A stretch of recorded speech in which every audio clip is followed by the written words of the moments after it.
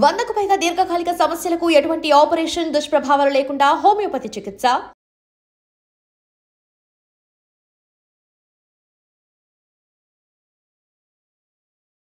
Welcome to iDream media. So kidney fail అయ్యేంత వరకు మనకి లక్షణాలు ఏమీ తెలియవు అని చెప్తూ ఉంటారు. సో కిడ్నీలు ఎందుకు ఫెయిల్ అవుతాయి, కిడ్నీలు ఆరోగ్యంగా ఉండాలంటే మనం ఎటువంటి జాగ్రత్తలు తీసుకోవాలి, ఎటువంటి ఆహార నియమాలు పాటించాలి, సో ఎవరిలో కిడ్నీ ఇష్యూస్ అనేవి వస్తాయి, సో న్యాచురల్ వేస్లో మనం కిడ్నీ ఇష్యూస్ని సరి చేసుకోవచ్చా, వివరాలు తెలుసుకుందాం. మనతో పాటు ప్రముఖ నెఫ్రాలజిస్ట్ డాక్టర్ నవీన్ కుమార్ గారు ఉన్నారు. డాక్టర్ గారు నమస్తే అండి. నమస్తే డాక్టర్ గారు, కిడ్నీ పనితీరు అంటే చాలామంది కిడ్నీలు ఫెయిల్ అయ్యాక మొత్తం అంతా పాడయ్యాక మాత్రమే కిడ్నీలు పనిచేయట్లేదని తెలుసుకుంటారు. కిడ్నీ పనితీరు బాగుంది, లేకపోతే కిడ్నీలో ఏదన్నా ఇన్ఫెక్షన్ వచ్చిందో, కిడ్నీలు సరిగా పనిచేయట్లేదో అనేది ముందుగానే తెలుసుకోవచ్చా? యూజువల్గా ఏంటి అంటే మనకి లక్షణాలు వస్తే కానీ యూజువల్గా మనం ఎప్పుడు పట్టించుకోమండి. అంటే కిడ్నీలనే కాదు ఏ విషయంలో అయినా. కాకపోతే యూజువల్గా ఇప్పుడు హార్ట్ ప్రాబ్లం అట్లా తీసుకున్నారనుకోండి, ఛాతీలో నొప్పి అనేది మనకు స్పష్టంగా తెలుస్తుంది. సో నొప్పి వచ్చినప్పుడు పేషెంట్స్ డాక్టర్ని అప్రోచ్ అవుతారు. కానీ కిడ్నీ విషయానికి వచ్చేసరికి కొన్ని రకాల కిడ్నీ ప్రాబ్లమ్స్లోనే ఇట్లా లక్షణాలు అనేవి ముందుగా తెలుస్తాయి. అంటే ఇప్పుడు కిడ్నీలో రాళ్ళు ఉన్నాయి, లేదు కిడ్నీలో ఇన్ఫెక్షన్ వచ్చింది, ఇలాంటి వాటిల్లోనే మనకు లక్షణాలు అనేవి తెలుస్తాయి. బట్ మోస్ట్లీ అంటే చాలా కారణాల్లో ఏంటి అంటే లక్షణాలు తెలియదు. అంటే ఇప్పుడు మోస్ట్ కామన్ కిడ్నీ ప్రాబ్లంకి కారణాలు చూసుకుంటే డయాబెటీస్, హైపర్ టెన్షన్, ఇలాంటి వాటిలో ఏంటంటే మనకి లక్షణాలు తెలీదు. సో ఇలాంటి వాటిల్లో కిడ్నీ ప్రాబ్లం గుర్తించాలి ముందుగా అంటే స్క్రీనింగ్ అంటాం అనమాట. అంటే మనకు వ్యాధి లక్షణాలు రాకముందే ఎవరికైతే రిస్క్ ఫ్యాక్టర్స్ ఉన్నాయో, అంటే ఇప్పుడు నేను చెప్పినట్టు డయాబెటీస్ ఉంది, హైపర్ టెన్షన్ ఉంది, లేదంటే ఫ్యామిలీ హిస్టరీ ఉంది, లేదు కొంతమంది ఒబేస్, ఇలాంటి పేషెంట్స్లో ఏంటి అంటే మనకు ఆల్రెడీ వీళ్ళకి రిస్క్ ఫ్యాక్టర్ ఉంది. సో వీళ్ళకి ఫ్యూచర్లో కిడ్నీ ప్రాబ్లం వచ్చే ఛాన్స్ ఉంది అన్నప్పుడు వాళ్ళకి లక్షణాలు రాకముందు నుంచే స్క్రీనింగ్ చేస్తాం. ఆ స్క్రీనింగ్లో మనం కిడ్నీ ప్రాబ్లమ్ని ముందుగా కనుక్కోవచ్చు. దాని ద్వారా అది ప్రోగ్రెస్ అవ్వకుండా ఆపచ్చు. కిడ్నీలు డ్యామేజ్ అవ్వడానికి ప్రధాన కారణాలు అంటే ఏముంటాయి, ఫ్యామిలీ హిస్టరీ కాకుండా? ప్రధాన కారణాలు మనం వరల్డ్ వైడ్ చూసుకున్న, ఇండియాలో చూసుకున్న ప్రధానంగా డయాబెటీస్ అండి. సో ఒక్కసారి డయాబెటీస్ వచ్చింది అంటే ప్రతి 100లో 30 నుంచి 40 మందికి ఫ్యూచర్లో కిడ్నీ ప్రాబ్లం వచ్చే అవకాశం ఉంది. ఇది కాకుండా సెకండ్ మోస్ట్ కామన్ కాజ్ వచ్చేసి హైపర్ టెన్షన్. సో ఈ బ్లడ్ ప్రెషర్, డయాబెటీస్, ఈ రెండు మెయిన్ కారణాలు. ఇది కాకుండా కొన్ని రకాల ఫ్యామిలీ హిస్టరీ అన్నారు కదా, అంటే ఏడీపీకేడి, ఏఆర్పీకేడి అంటాం అనమాట. అంటే పాలిసిస్టిక్ కిడ్నీ డిసీజ్ అంటాం. సో ఈ పాలిసిస్టిక్ కిడ్నీ డిసీజ్ అనే హెరిడిటరీ డిసీజెస్, వంశపారంపర్యంగా వచ్చేవి. ఇవి కాకుండా గ్లామరులర్ డిసీజెస్ అంటాం. అంటే కొన్ని రకాల కిడ్నీలో ఫిల్ట్రేషన్ యూనిట్ గ్లామరులర్స్, దీనికి కొన్ని రకాల జబ్బులు వస్తాయి. అంటే ఐజిఐ నెఫ్రోపతి, లేదంటే మెంబ్రేనస్ నెఫ్రోపతి, ఇలాంటివి అన్నమాట. ఇలాంటి కారణాలు నెక్స్ట్ కామన్ కాజ్. ఇప్పుడు రీసెంట్గా చూసుకుంటే ఒకటి ఒబేసిటీ కూడా చాలా ఎక్కువగా కిడ్నీ ప్రాబ్లం రావడానికి కారణంగా కనిపిస్తుంది. ఇప్పుడు కిడ్నీలు బాగున్నాయా లేదా తెలుసుకోవాలంటే స్క్రీనింగ్ అన్నారు కదా, అవును. అంటే టెస్ట్లా లేకపోతే ఏమేమి ఉంటాయి దాంట్లో? బ్లడ్ టెస్ట్లు ఉంటాయా, ఇంకా ఏముంటాయి? ఈ స్క్రీనింగ్లో ప్రధానంగా మనం చూసేది ఏంటి అంటే blood test and urine test అండి. బ్లడ్ టెస్ట్లో ఒకటి సీరం క్రియాటినిన్ అంటాం. ఈ క్రియాటినిన్ ఏంటి అంటే మనకి రెండు కిడ్నీల కంబైన్డ్గా ఎంత ఫిల్టరేషన్ చేస్తున్నాయి అనేది ఒక ఎస్టిమేషన్ ఇస్తుంది. అంటే ఈ క్రియాటినిన్ వాల్యూని బట్టి మనం అదొక క్యాలిక్యులేటెడ్ వాల్యూ, జిఎఫ్ఆర్ క్యాలిక్యులేట్ చేస్తాం. సో ఆ జిఎఫ్ఆర్ ఏంటి అంటే రెండు కిడ్నీలు కలిసి ఎంత ఫిల్టర్ చేస్తున్నాయి అనే విషయాన్ని చెప్తాయి మనకి. ఇది కాకుండా కిడ్నీలో ఇది ఫంక్షనింగ్ కెపాసిటీ. ఇది కాకుండా కిడ్నీ లోపల స్ట్రక్చరల్ డ్యామేజ్ అంటాం. సో అలా స్ట్రక్చరల్ డ్యామేజ్ ఏమన్నా ఉందా లేదా చూడడానికి ఏంటంటే ప్రోటీన్ లాస్ ఏమన్నా అవుతుందా యూరిన్లో, అదొకటి చెక్ చేస్తాం. Urine albumin to creatinine ratio అంటాము, అదొకటి చెక్ చేస్తాము. ఇది కాకుండా కంప్లీట్ యూరిన్ ఎగ్జామినేషన్, అంటే యూరిన్లో రక్త కణాలు అలాంటివి ఏమన్నా లాస్ అవుతున్నాయా, ఇలాంటివి చెక్ చేయడానికి చూస్తాం.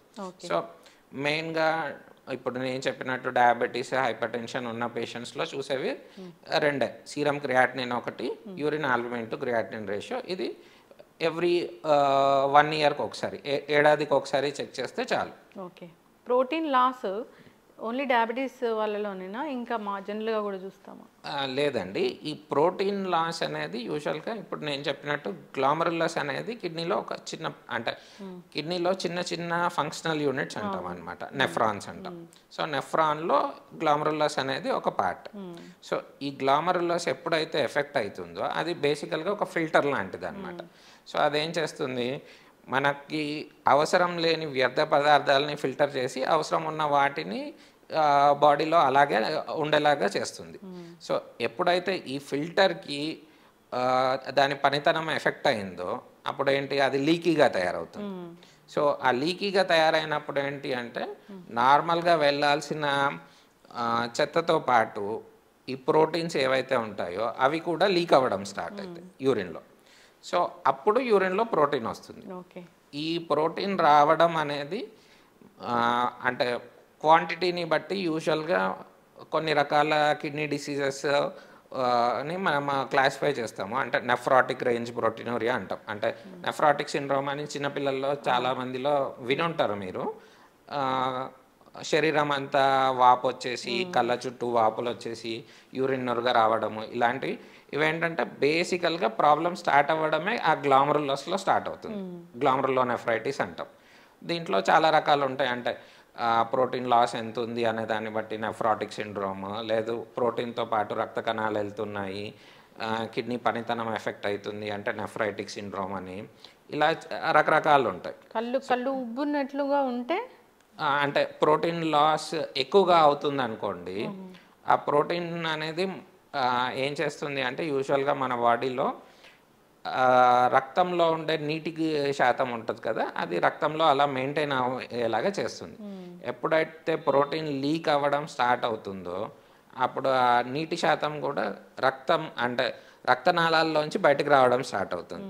అప్పుడు కాలు వాపులు రావడము, కళ్ళ చుట్టూ వాపులు రావడం. అంటే చాలామంది చెప్తుంటారు కదా, పొద్దున్న లేచేసరికి కళ్ళ చుట్టూ వాపులు వచ్చేసాయి. ఇవన్నీ ఏంటంటే యూజువల్గా మన రక్తంలో ప్రోటీన్ లెవెల్ తగ్గిపోవడం వల్ల వచ్చే లక్షణాలు. అలాగే మూత్రం నురగ వస్తుంది అంటారు. ఇది కూడా ఏంటంటే మూత్రంలో ప్రోటీన్ లాస్ అవుతుంది అని. సో ఇవన్నీ ఏంటి అంటే చాలామంది నోటీస్ చేయరు. సో ఇవన్నీ ఇనీషియల్ స్టేజెస్లో వచ్చే లక్షణాలు. సో ఇవన్నీ ప్రోటీన్ లాస్ అవ్వడం వల్ల, బ్లడ్లో ప్రోటీన్ లెవెల్ తగ్గిపోవడం వల్ల వచ్చే లక్షణాలు అన్నమాట. నురగ వస్తుంది అంటే చాలా నురగ వస్తుందా డాక్టర్ గారు? ఆ నురగ డిఫరెంట్గా ఉంటుందా? అంటే యూజువల్గా ఏం చెప్తాము అంటే ఇప్పుడు అందరికీ రొటీన్గా కూడా నురగ వస్తుంది. నురగ అనేది మనం సిగ్నిఫికెంట్ ఎప్పుడు తీసుకోవాలి అంటే యూజువల్గా ఒక 10-15 సెకండ్స్లో ఆ నురగ అనేది యూజువల్గా బ్రేక్ డౌన్ అయిపోయి మళ్ళీ నార్మల్గా వచ్చేస్తుంది. ఎప్పుడైతే ఆ నురగ ఎక్కువసేపు ఉంటుందో, అంటే ఒక 20-30 సెకండ్స్ కంటే ఎక్కువ టైము మీకు నురగ కనిపిస్తుంది, దాట్ ఈస్ సిగ్నిఫికెంట్. ఓకే. ఇప్పుడు ఒక కిడ్నీ పని చేయకపోయినా ఇంకో కిడ్నీ వల్ల మనకి ఇబ్బందులు ఏం తెలియవా అసలు? అంటే ఇప్పుడు మీరు కిడ్నీ ట్రాన్స్ప్లాంటేషన్ గురించి వినుంటారు కదా. యూజువల్గా ఏంటి అంటే కిడ్నీ ట్రాన్స్ప్లాంటేషన్లో డోనర్ ఎవరైతే దాత ఉన్నారో వాళ్ళు ఒక కిడ్నీ పేషెంట్స్కి డొనేట్ చేస్తారు. సో అలా డొనేట్ చేయడం వల్ల వాళ్ళకి ఫ్యూచర్లో యూజువల్గా ఏంటి అంటే మిగతా ఆరోగ్య సమస్యలు ఏం లేదు అంటే, వాళ్ళకి ఏం వేరే రిస్క్ ఫ్యాక్టర్స్ లేదు అన్నప్పుడు ఆ ఒక్క కిడ్నీతో కూడా లైఫ్ లాంగ్ ఏం ఇబ్బంది లేకుండా గడిపేయచ్చు. కానీ ఒక పేషెంట్కి ఏదన్నా ఆరోగ్య సమస్య వల్ల కిడ్నీ ప్రాబ్లం వచ్చి ఒక కిడ్నీ పాడైంది అనుకోండి, అప్పుడు ఇంకో కిడ్నీకి ఆ ప్రాబ్లం వచ్చే రిస్క్ ఎంత ఉంది అంటే, ఇప్పుడు ఫర్ సపోజ్ యూజువల్గా డయాబెటీస్ హైపర్ టెన్షన్ అంటే 2 కిడ్నీలు ప్యారలల్గా ఒకేసారి ఎఫెక్ట్ అవుతాయి. అలా కాకుండా యూరిన్ ఇన్ఫెక్షన్ వల్ల ఒక కిడ్నీ డ్యామేజ్ అయింది అనుకోండి, ఇంకో కిడ్నీకి ఫ్యూచర్లో ఇన్ఫెక్షన్ వచ్చే రిస్క్ ఉందా? ఒకవేళ ఆ రిస్క్ ఫ్యాక్టర్ని మనం అడ్రస్ చేయగలిగితే ఆ ఒక్క కిడ్నీతో కూడా వాళ్ళు లైఫ్ లాంగ్ ఏమి ఇబ్బంది లేకుండా బతికేయచ్చు. యూరిన్ ఇన్ఫెక్షన్ వస్తే కిడ్నీ డ్యామేజ్ అవుతుందా? యూరిన్ ఇన్ఫెక్షన్ అనేది యూజువల్గా జనరలైజ్డ్ టర్మ్ అండి. యూరిన్ ఇన్ఫెక్షన్ మెడికల్గా మాట్లాడుకుంటే డిఫరెంట్ లెవెల్స్లో మాట్లాడుకుంటాం అనమాట. అంటే ఇప్పుడు యూరినరీ బ్లాడర్ అంటాం, మూత్రం సంచి, అక్కడి వరకే ఇన్ఫెక్షన్ ఉంది, కిడ్నీకి ఇన్ఫెక్షన్ రాలేదు, అంటే పై వరకు కిడ్నీకి ఇన్ఫెక్షన్ రాలేదు అనుకోండి, దాన్ని సిస్టైటిస్ అంటాం. ఆ సిస్టైటిస్ అనేది చాలా కామన్ అండ్ దానివల్ల యూజువల్గా కిడ్నీ ఫంక్షన్ ఎఫెక్ట్ అవ్వదు. కానీ ఎప్పుడైతే ఇన్ఫెక్షన్ అనేది పై వరకు కిడ్నీ వరకు పాకుతుందో దాన్ని పైలోనెఫ్రైటిస్ అంటాం. సో ఎప్పుడైతే కిడ్నీ ఇన్ఫెక్ట్ అయిందో అప్పుడు కిడ్నీ పనితనం అనేది తగ్గే అవకాశం ఉంది. But at the same time దాన్ని మనం కరెక్ట్ టైంలో డయాగ్నోస్ చేసి ట్రీట్ చేయగలిగితే ఆ డ్యామేజ్ని ప్రివెంట్ చేయగలుగుతాం. సో ఒకవేళ మనం కరెక్ట్ టైంలో డయాగ్నోస్ చేసి ట్రీట్ చేస్తే కిడ్నీ పనితనం అనేది మోర్ ఆర్ లెస్ నార్మల్గా మెయింటైన్ చేయొచ్చు. యూరిన్ ఇన్ఫెక్షన్ వచ్చిన ప్రతిసారి కిడ్నీ టెస్ట్ చేయించుకోవాల్సిందేనా? అంటే ఇప్పుడు యూజువల్గా ఏంటి అంటే ఫీమేల్ పేషెంట్స్లో అంటే ఒక 20 years టు పెరిమెనోపాజ్ ఒక 40-50 years వాళ్ళకి సిస్టైటిస్ అనేది చాలా కామన్ అండి. సో ఎప్పుడైతే అంటే మూత్రంలో మంట వస్తుంది, మూత్రం బాగా ఫ్రీక్వెంట్గా వస్తుంది, అర్జెన్సీ పెరిగింది అంటే బాత్రూమ్కి పరిగెత్తాల్సి వస్తుంది, లేదంటే లీక్ అవుతుంది, ఇట్లాంటి లక్షణాలు వస్తాయి. సో ఇలాంటి లక్షణాలు మాత్రమే ఉండి జ్వరం లేదు, చలి ఇట్లాంటివి ఏం లక్షణాలు లేవు, ఓన్లీ అంటే దీన్ని ఇప్పటివరకు నేను చెప్పినట్టు సిస్టైటిస్ అంటాం. సో ఈ సిస్టైటిస్ లక్షణాలే ఉంటే యూజువల్గా ఏం టెస్ట్ చేయం, జస్ట్ ఇదేంటిది ఒక 3 to 4 days మెడిసిన్స్ వాడాల్సి వస్తుంది, దాని తర్వాత దే కెన్ గో బ్యాక్. కానీ ఈ సిస్టైటిస్తో ఏంటంటే రికరెంట్గా రావచ్చు చాలామందికి. సో వచ్చినప్పుడల్లా కొన్ని రోజులు మందులు వాడాల్సి వస్తుంది, బట్ కాలక్రమేణా అంటే ఒక సర్టెన్ ఏజ్ దాటిన తర్వాత ఆ ఫ్రీక్వెన్సీ అనేది తగ్గిపోతుంది.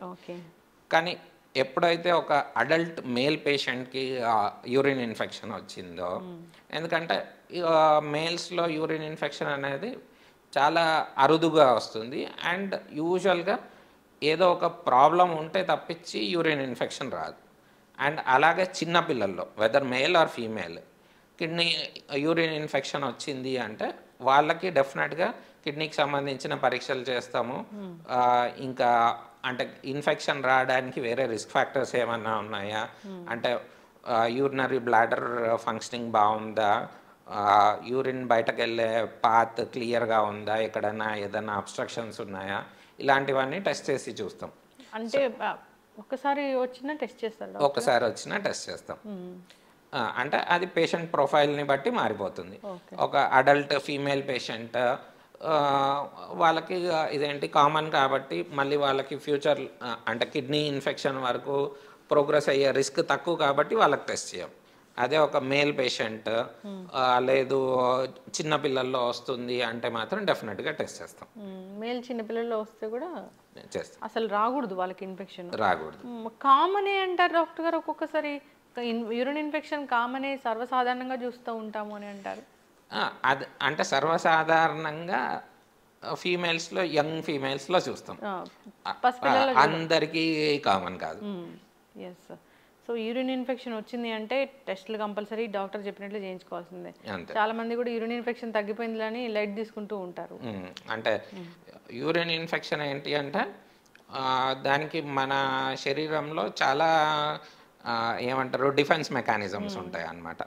అంటే యూరిన్ యూజువల్గా మనం పాస్ చేసే యూరిన్ యాసిడ్ క్వాంటిటీ ఎక్కువ ఉంటుంది. దానికి తోడు యూరిన్ ఫ్లో కంటిన్యూస్గా అంటే ఫ్రీగా ఉందనుకోండి, ఇన్ఫెక్షన్ అనేది యూజువల్గా మనకు ఏమంటారు యురెత్రా అంటాం కదా, ఆ యురెత్రా నుంచి పైకి అసెండింగ్ ఇన్ఫెక్షన్స్ అనమాట. సో ఆ అసెండింగ్ ఇన్ఫెక్షన్ రాకుండా ఉండడానికి మూత్రం యాసిడిటీ ఒకటి, దానికి తోడు దాంట్లో ఉండే కొన్ని రకాల ప్రోటీన్స్ ఇవన్నీ ప్రివెంట్ చేస్తాయి. ఇవన్నీ డిఫెన్స్ మెకానిజమ్స్ దాటుకొని మనకు ఒక ఇన్ఫెక్షన్ వచ్చింది అంటే there is something wrong. Okay. Yes.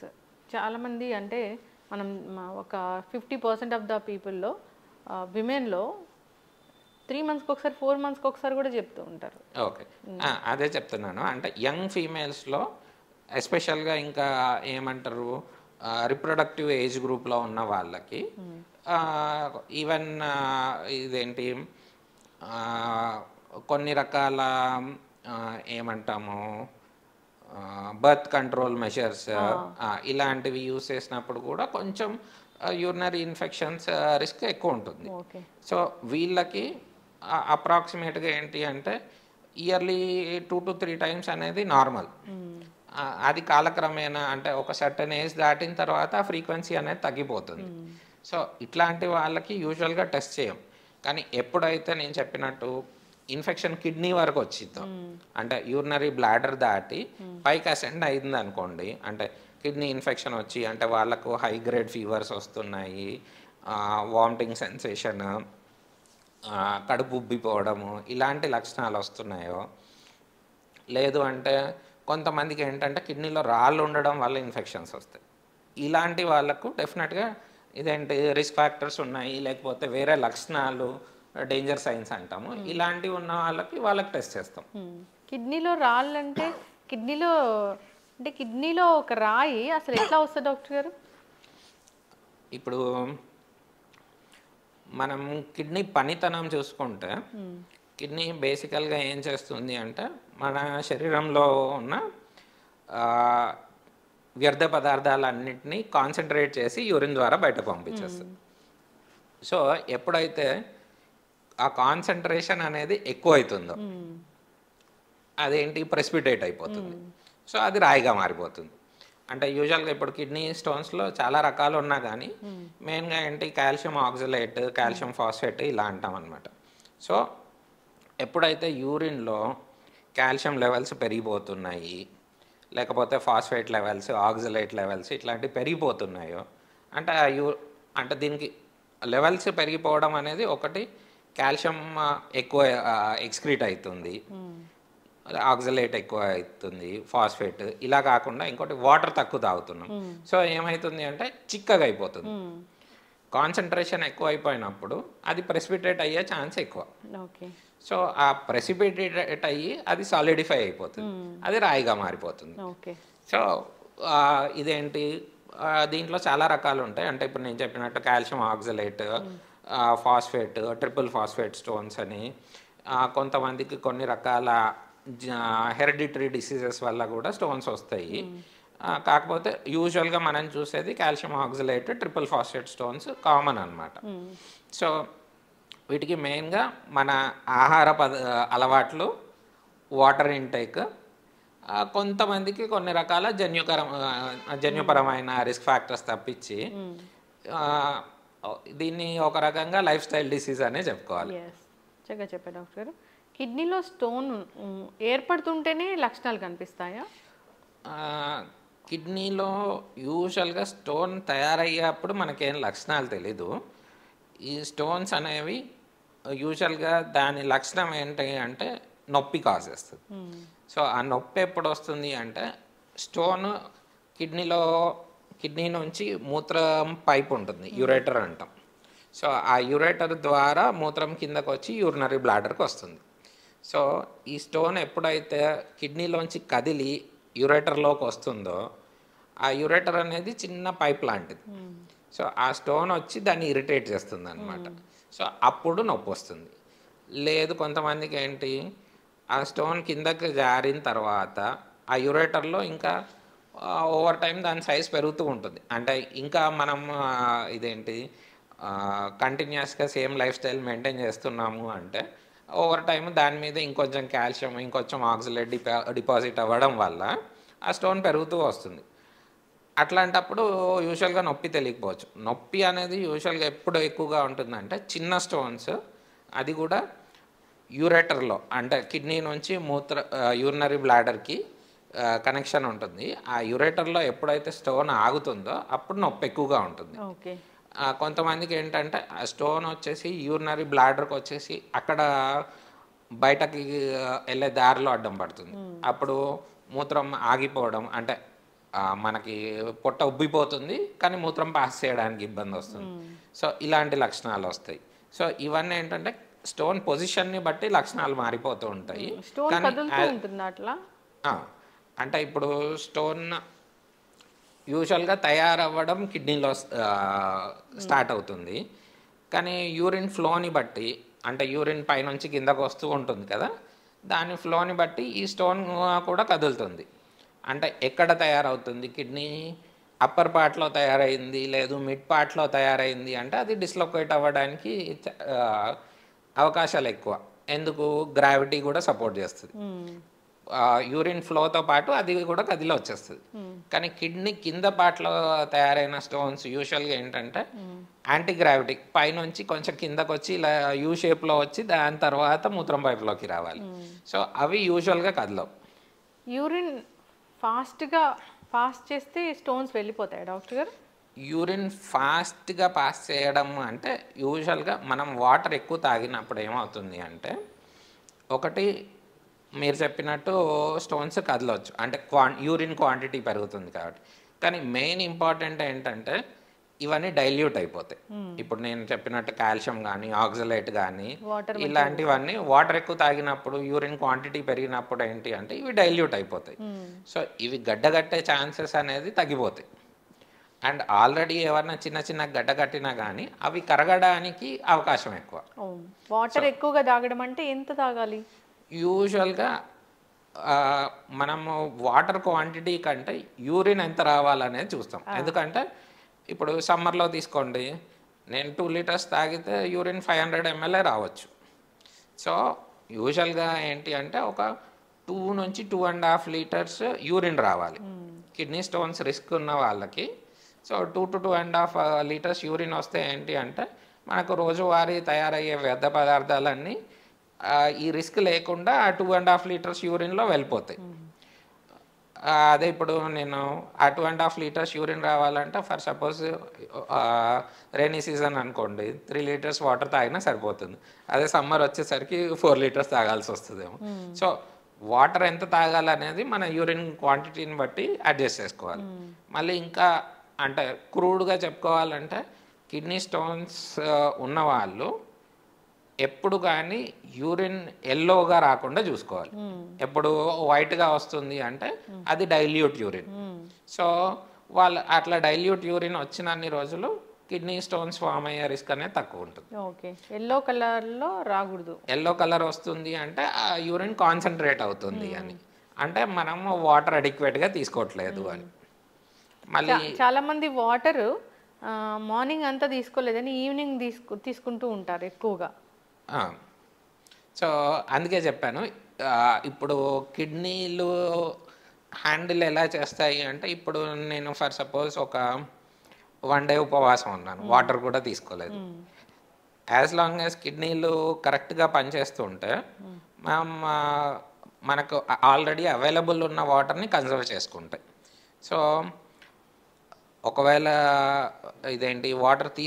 Water available లేని పొజిషన్ ఉందనుకోండి, కిడ్నీలో మ్యాక్సిమం కన్సర్వ్ చేసి యూరిన్ని కాన్సన్ట్రేట్ చేస్తాయి. అప్పుడు ఎల్లో కలర్ యూరిన్ వస్తుంది.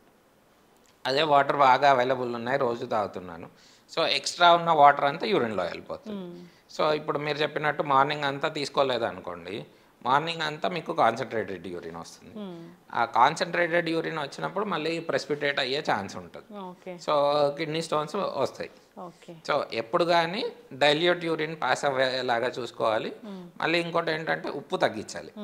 ఉప్పు కూడా ఏంటి అంటే ఈ యూరిన్ కాన్సన్ట్రేట్ అవ్వడానికి కాంట్రిబ్యూట్ చేస్తుంది. సో ఎప్పుడైతే ఉప్పు తగ్గిస్తామో ఈ యూరిన్ కాన్సన్ట్రేషన్ అనేది తగ్గుతుంది. అంటే బీపీ కూడా కంట్రోల్లో ఉంచుకోవాలి కిడ్నీలు బాగుండాలంటే అంటారు. అవును. ఎందుకు డాక్టర్ గారు? ఇప్పుడు మన బీపీ చూసుకుంటే, బీపీ ఏంటి అంటే మన రక్తనాళాల్లో రక్తం యొక్క ప్రెషర్ మెజర్ చేస్తుంది. సో ఈ రక్తనాళాలు అన్నీ ఏంటి అంటే ప్రతి రక్తనాళం ఒక బ్రేకింగ్ పాయింట్ అనుకుందాం. ఫర్ సపోజ్ ఇప్పుడు ఒక వాటర్ పైప్ ఉంది, దాంట్లో సర్టెన్ ప్రెషర్ దాటిన తర్వాత ఆ పైపు పగిలిపోయే ఛాన్స్ ఎలా అయితే పెరుగుతుందో, ఒక సర్టెన్ ప్రెషర్ తర్వాత మన రక్తనాళాల్లో కూడా కొన్ని చేంజెస్ రావడానికి అవకాశం ఉంటుంది. సో ఎప్పుడైతే బ్లడ్ ప్రెషర్ అనేది పెరుగుతుందో అప్పుడు కిడ్నీలో ఇప్పుడు ఈ ఫిల్టరేషన్ యూనిట్స్ గురించి మాట్లాడుకున్నాం కదా మనం, గ్లామరులస్ ఇట్లా. సో ఇలాంటి వాటిల్లో ఏంటి అంటే కొన్ని రకాల చేంజెస్ స్టార్ట్ అయిపోతాయి. ఈ చేంజెస్ స్టార్ట్ అయిపోయి ఇనీషియల్గా అవి ఏంటి అంటే ఈ ప్రెషర్ని టాలరేట్ చేయడానికి ఆ చేంజెస్ స్టార్ట్ అయిపోతాయి.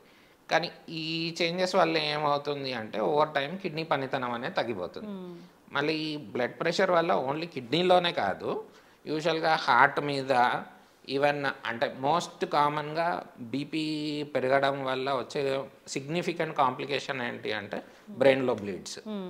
సో బీపీ కంట్రోల్ చేసుకోవడం అనేది not just for kidney, heart, brain ఏది తీసుకున్నా కానీ మనం బీపీ ఎంత కంట్రోల్లో ఉంచుకుంటే అంత మంచిది. ఓకే. అయితే ఉప్పు తీసుకోకూడదు అని అన్నారు కదా, ఉప్పు తీసుకుంటే బీపీ పెరుగుతుంది ఇట్లా చెప్తూ ఉంటారు. ఓకే. ఉప్పు అనేది ఒక మనిషికి ఎంత అవసరం డాక్టర్ గారు? ఉప్పు ఇప్పుడు మనం యూజువల్ రికమెండేషన్స్ పరంగా చూసుకుంటే డైలీ ఒక 3 grams of 3 grams of sodium అంటే 5 grams ఆఫ్ నార్మల్ సాల్ట్ అంటే ఒక టేబుల్ స్పూన్. వైట్ ఉప్పు తీసుకోవచ్చు? ఏది వైట్ సాల్ట్ తీసుకోవచ్చా? వైట్ సాల్ట్ తీసుకోవచ్చు. అంటే ఇప్పుడు రకరకాల పింక్ సాల్ట్ లేదంటే లో సోడియం సాల్ట్ ఇలాంటివి అవైలబుల్ ఉన్నాయి. సో లో సోడియం సాల్ట్ అనేది కొంచెం డిఫరెంట్, బట్ యూజువల్గా జనరల్గా మనం తీసుకునే రాక్ సాల్ట్ కానీ నార్మల్ అయోడైజ్డ్ సాల్ట్ కానీ తీసుకుంటే అది సోడియం క్లోరైడ్, దానికి కొంచెం అయోడిన్ యాడ్ చేయడం ఇలాంటివి ఉంటాయి. సో అది తీసుకుంటే మనము డైలీ ఒక 5 grams. అంటే నన్ను చాలామంది పేషెంట్స్ ఏమడుగుతారంటే, సార్ 5 grams ఎలా తెలుస్తుంది మాకు? ఒక టేబుల్ స్పూన్ లేదు అనుకోండి, ఫర్ సపోజ్ ఒక ఇంట్లో 4 ఉన్నారు, సో డైలీ ఒక 20 grams రికమెండెడ్. సో 20 grams అంటే ఒక ఉప్పు ప్యాకెట్ తీసుకుంటే 1 kg ఉప్పు ప్యాకెట్, సో 20 grams 1000/20 చేయండి. సో మీకు అప్రాక్సిమేట్గా 50 days రావాలి. సో 2 monthsలో ఒక ప్యాకెట్ అవ్వాలి మీకు. సో అంటే ఇలా చెప్పడం వల్ల ఏంటిదంటే పేషెంట్స్కి కొంచెం రియలిస్టిక్గా ఎంత తీసుకోవాలనేది తెలుస్తుంది. 5 grams అని చెప్తే వాళ్ళకి ఎలా క్యాలిక్యులేట్ చేయాలో తెలియదు. సో ఒక టేబుల్ స్పూన్, కొంతమంది కాదు యాక్చువల్గా చాలామంది రఫ్గా చేత్తో వేసేస్తాం మేము, మాకు తెలియదు అంటారు. సో అలాంటి వాళ్ళకి ఏంటంటే మీకు ఒక మంత్కి ఎన్ని ఉప్పు ప్యాకెట్లు అవుతాయి, సో దాన్ని బట్టి తెలిసిపోతుంది మనకి. ఇప్పుడు ఒక 4 ఉన్న దగ్గర ఒక 1 monthలో 2-3 అయిపోతున్నాయి అనుకోండి, డెఫినెట్గా డబుల్ 3 అంటే మన స్టాటిస్టిక్స్ చూసుకున్నా కానీ మన తెలుగు రాష్ట్రాల్లో చూసుకుంటే అప్రాక్సిమేట్గా 3 ఎక్కువ తింటాం మనం రికమెండెడ్ దానికంటే. సో లో సోడియం తీసుకుంటే మంచిదేనా? లో సోడియం సాల్ట్లో ఏంటి అంటే ఇప్పుడు నేను చెప్పింది సోడియం క్లోరైడ్ అన్నాను కదా, సోడియం 3 grams మనకు రికమెండెడ్. సో దీంట్లో ఏం చేస్తారంటే సోడియం క్లోరైడ్ బదులు పొటాషియం క్లోరైడ్ కూడా ఉంటుంది. అంటే కొంతపాటు సోడియం క్లోరైడ్, కొంతపాటు పొటాషియం క్లోరైడ్ ఉంటుంది. ఈ పొటాషియం వల్ల కొన్ని రకాల బెనిఫిట్స్ ఏంటి అంటే బ్లడ్ ప్రెషర్ అనేది అంత పెరగదు. ఓకే. సో ఎవరికైతే కిడ్నీ ప్రాబ్లమ్స్ లేదు, ఆల్రెడీ ప్రాబ్లం లేని పేషెంట్స్, లేదు నార్మల్ వేరే ఏ ఇబ్బందులు లేని వాళ్ళు కూడా ఈ లో సోడియం సాల్ట్ వాడచ్చు. కాకపోతే ఆల్రెడీ కిడ్నీ ప్రాబ్లం ఉంది ఎవరికైనా అన్నప్పుడు ఏంటి అంటే కిడ్నీ ప్రాబ్లంలో ఒక కాంప్లికేషన్ ఏంటి అంటే ఈ పొటాషియం లెవెల్స్ అనేవి పెరిగిపోతాయి. కిడ్నీ యూజువల్గా ఏం చేస్తుంది అంటే మనకు ఎక్స్ట్రా ఉన్న పొటాషియంని యూరిన్లో బయటకు పంపించేస్తుంది. ఎప్పుడైతే కిడ్నీ ప్రాబ్లం ఉందో ఈ పొటాషియం లెవెల్స్ అనేది ఆల్రెడీ మనకు రిస్క్ అనమాట, పెరుగుతుంది. సో ఇలాంటి వాళ్ళు ఆ లో సోడియం సాల్ట్ వాడకూడదు, ఎందుకంటే మనం ఆల్రెడీ ఇదేంటి పొటాషియం రిటైన్ చేస్తున్నాము, ఇంకా ఎక్స్ట్రా తీసుకుంటే ఆ పొటాషియం వల్ల వేరే రకాలైన అంటే కొన్ని ఎమర్జెన్సీ సిచ్యుయేషన్స్లో కూడా ల్యాండ్ అవ్వచ్చు. అంటే దాని ఎఫెక్ట్ హార్ట్ మీద పడిపోవచ్చు, హార్ట్ రేట్ లో అయిపోవచ్చు. నార్మల్ సాల్ట్ వాడుకుంటే మంచిది. అలాంటి వాళ్ళకి మేము లో సాల్ట్ అంటే ఆల్రెడీ ప్రాబ్లం ఉన్న వాళ్ళకి లో సోడియం సాల్ట్ అడ్వైస్ చేయం. కానీ ఎవరికైతే ప్రాబ్లం లేదు, జస్ట్ రిస్క్ ఫ్యాక్టర్స్ ఉన్నాయి, లేదు రిస్క్ ఫ్యాక్టర్స్ కూడా ఏం లేదు, నార్మల్ పర్సన్స్ కూడా లో సోడియం సాల్ట్ వాడతా అంటే that is well and good. It is actually beneficial also. లో సోడియం సాల్ట్ అది చూసి తెచ్చుకోవాలి అట్లా. అంటే ఇప్పుడు కొన్ని రకాల బ్రాండ్స్ కూడా ఇప్పుడు సాల్ట్ లైట్ అని వస్తున్నాయి. అంటే టాటా వాళ్ళవి కానీ అన్నపూర్ణ ఇట్లాంటి బ్రాండ్స్ చూసుకుంటే లైట్ సాల్ట్ అని వస్తుంది. సో ఇవన్నీ ఏంటి అంటే లో సోడియం.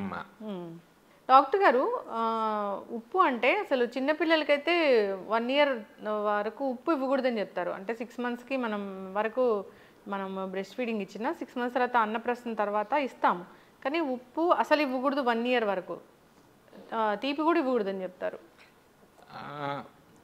తీపి అంటే యూజువల్గా మనం ఎలా చూస్తామంటే ఈ సోడియం రిక్వైర్మెంట్ కానీ క్యాలరీ రిక్వైర్మెంట్ కానీ బాడీ వెయిట్ని బట్టి అసెస్ చేస్తాం. సో ఇప్పుడు యూజువల్గా ఏంటి అంటే సోడియం రిక్వైర్మెంట్ మనం అప్రాక్సిమేట్గా 2 mg/kg ఈ రేంజ్లో చూస్తాం. అంటే ఇప్పుడు ఒక చిన్న పిల్లాడు 3 kgs 4 kgs అంటే వాళ్ళ డైలీ రిక్వైర్మెంట్స్ అనేవి మనం ఇచ్చే లిక్విడ్స్లో దాంట్లో ఫుల్ఫిల్ అయిపోతుంది. మనం యాడ్ చేయాల్సిన అవసరం ఉండదు. ఇంకా షుగర్ రిక్వైర్మెంట్, షుగర్ యాడ్ చేయకూడదు అంటే బేసికల్గా ఏంటి అంటే సేమ్ దానికి కూడా అన్నప్రాసనం తర్వాత మనం ఇచ్చే ఫీడ్స్లో ఆ కార్బోహైడ్రేట్ క్వాంటిటీ సరిపోతుంది. సో ఆర్టిఫిషియల్గా మనం యాడ్ చేయడం వల్ల ఫ్యూచర్లో అంటే చైల్డ్హుడ్ ఒబేసిటీ ఇలాంటి రిస్క్ ఫ్యాక్టర్స్ పెరిగిపోతాయి. ఎస్, చక్కగా చెప్పారు డాక్టర్ గారు.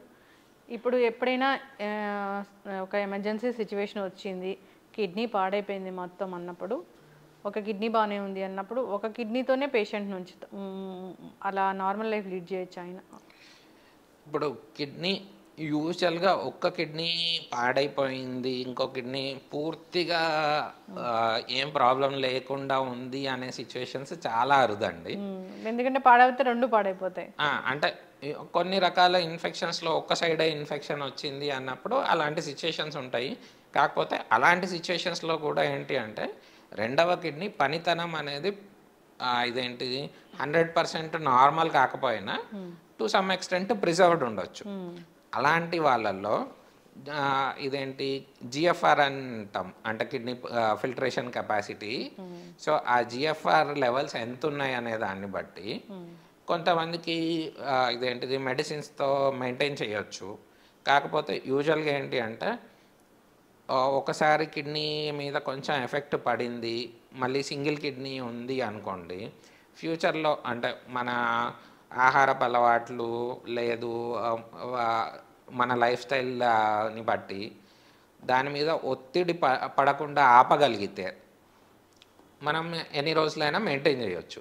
కానీ మన లైఫ్ స్టైల్ వల్ల కానీ లేకపోతే వేరే ఇంకేదైనా రిస్క్ ఫ్యాక్టర్ వల్ల కానీ ఒత్తిడి పడుతోంది, ఆల్రెడీ కొంత మేరకు డ్యామేజ్ ఉన్న కిడ్నీ మీద అంటే ఆ కిడ్నీ డిసీజ్ ప్రోగ్రెస్ అయ్యే ఛాన్స్ ఉంటుంది. సో ఒక కిడ్నీ పాడైంది అన్నప్పుడు డెఫినెట్గా వాళ్ళకి ఏంటి అంటే ఇంకా ఇంటెన్సివ్గా ఫాలోఅప్లో పెడతాము. అంటే ఎవ్రీ 6 monthsకి 3 monthsకి ఒకసారి ఫాలోఅప్లో పెట్టి వాళ్ళ ప్రోగ్రెషన్ని బట్టి యూజువల్గా ఇదేంటిది అన్ని రిస్క్ ఫ్యాక్టర్స్ కంట్రోల్ చేసాము అంటే మనం కిడ్నీ పనితనం ఫర్దర్గా డ్యామేజ్ కాకుండా ఆపొచ్చు. ఎస్, చక్కటి ఇన్ఫర్మేషన్ డాక్టర్ గారు, చాలా చక్కగా చెప్పారు. కిడ్నీ ఇష్యూస్ ఎలాంటివి వస్తాయి, ఎట్లా జాగ్రత్తలు తీసుకోవాలి, ఎప్పుడు డాక్టర్ దగ్గరికి వెళ్ళాలి అనే దాని గురించి, కిడ్నీ గురించి మాట్లాడాలంటే చాలా టాపిక్సే ఉన్నాయి. సిరీస్ కంటిన్యూ చేద్దాం, అందరూ ఫాలో అవ్వాలని కోరుకున్నాం. ధన్యవాదాలు డాక్టర్. ధన్యవాదాలు.